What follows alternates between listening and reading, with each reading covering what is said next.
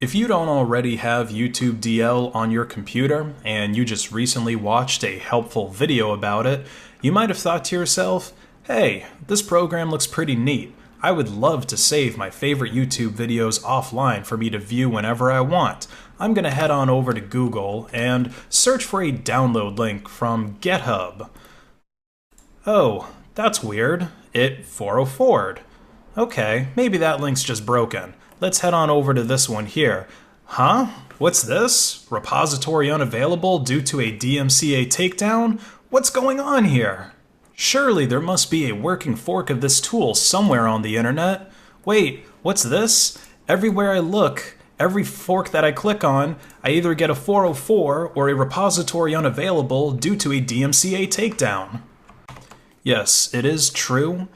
YouTube DL's GitHub is currently down for the count. They got one of those DMCA letters sent to them, but this isn't the same kind of DMCA letter that you received when you forgot to enable your VPN while torrenting a copy of Shrek 2. No. This letter relates to Section 1201 of the United States copyright law, which bans anything that goes around DRM. Now, what is this DRM that U.S. copyright law is so concerned with protecting, you ask? Who better to explain than Richard Stallman himself? DRM refers to Digital Restrictions Management. That's the practice of developing software specifically to restrict the users, where the program says, I don't want to show you this file. I don't want to let you copy part of this file. I don't want to print this file for you because you're no good. Literally, the developers design the software to stop you from doing things. Microsoft does it, Apple does it, Adobe does it, Sony did it in a very nasty way and received a lot of criticism for it a year ago. It's therefore a temptation that many proprietary software developers face to put in malicious features. You can't tell in many cases whether a proprietary program has malicious features. Some kinds of malicious features are visible. DRM is visible. If the program refuses to let you do things, you can see that. If it spies on you, you may not be able to see that. It's a different malicious feature. These malicious features are possible because of the fact that the developer has power over the users. If the users were in control, they would take out the malicious features. And with free software, that's what happens, except that we never put them in because it would be like trying to rob a bank by pointing your finger at somebody and saying, I'll shoot my finger. You know, it's going to be obvious that you can't, and nobody's going to do anything but laugh.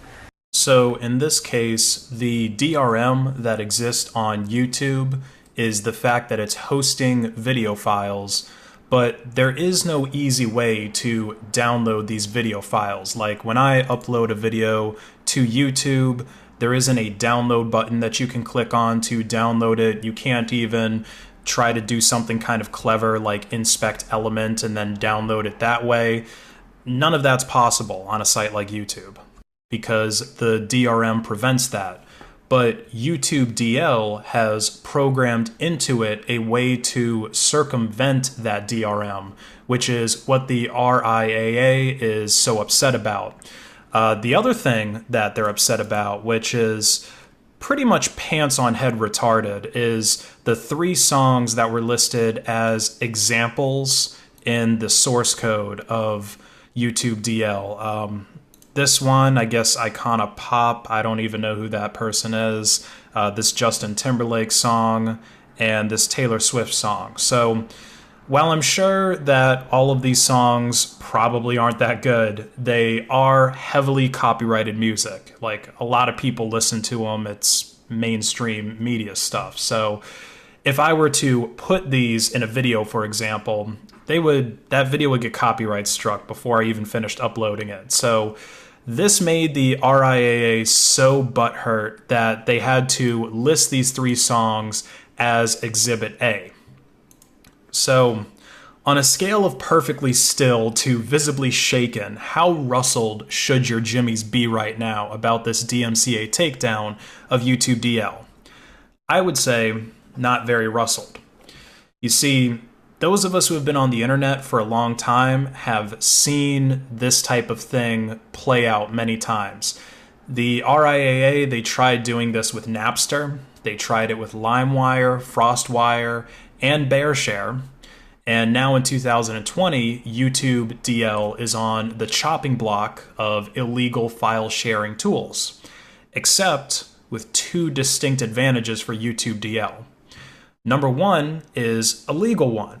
This application doesn't actually let you share any content with anyone. It only lets you download it for yourself. And in many cases, the act of downloading some copyrighted contents for yourself to enjoy isn't heavily enforced. I mean, for example, on the site Bandcamp, there's a way that you can download music from there for free, even music that's listed as something that you should pay for. It might have been patched. I haven't been on there in a while, but you could basically inspect Element and download the artist's music that way.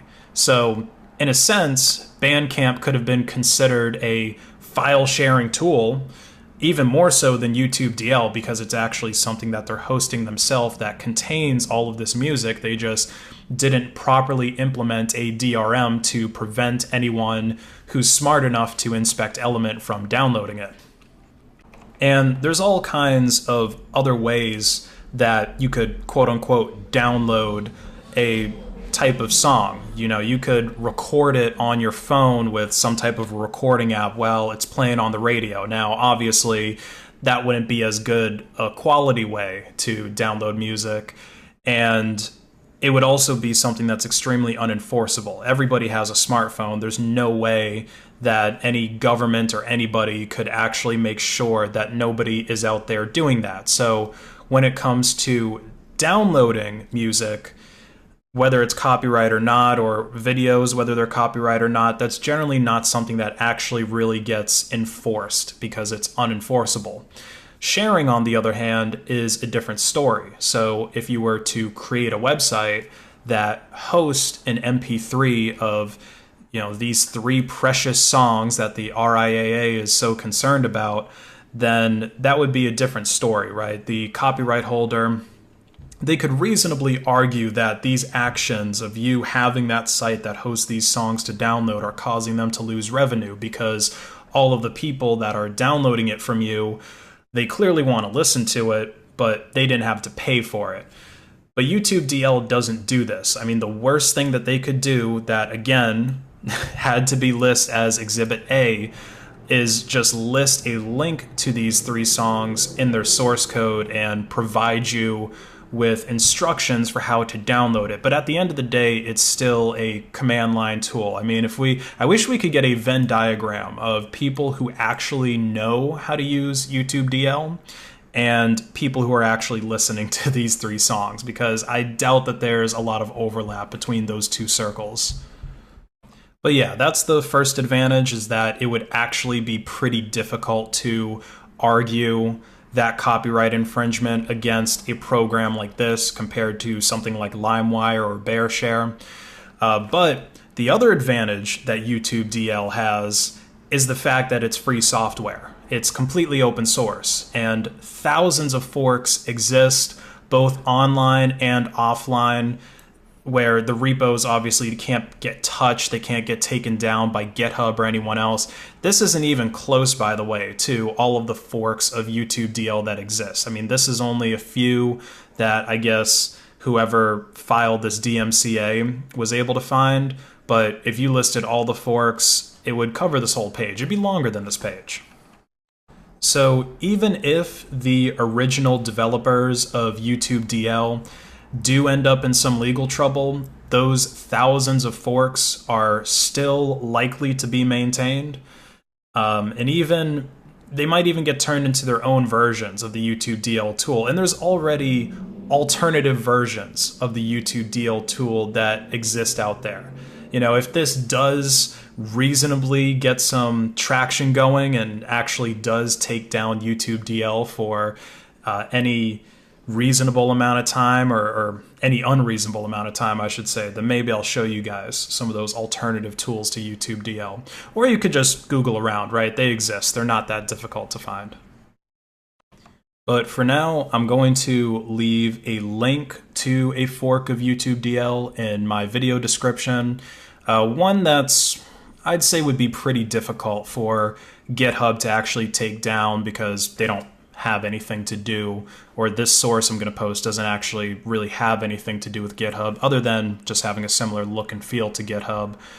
And maybe the people who are forking this and still working on this, maybe they can just take out Exhibit A, right? They can take out these 3 songs and maybe replace them with examples of some type of public domain music, something that I'm sure would be better than these 3 songs. So that would be a win-win, right? The RIAA, they can get their panties out of a bunch, and people who want to download YouTube DL can see an example of some better music. But I guess thanks for making a ruckus and ultimately making one of my favorite programs more well-known, because apparently the RIAA doesn't know about the Streisand effect, and nobody's immune to it, not even them.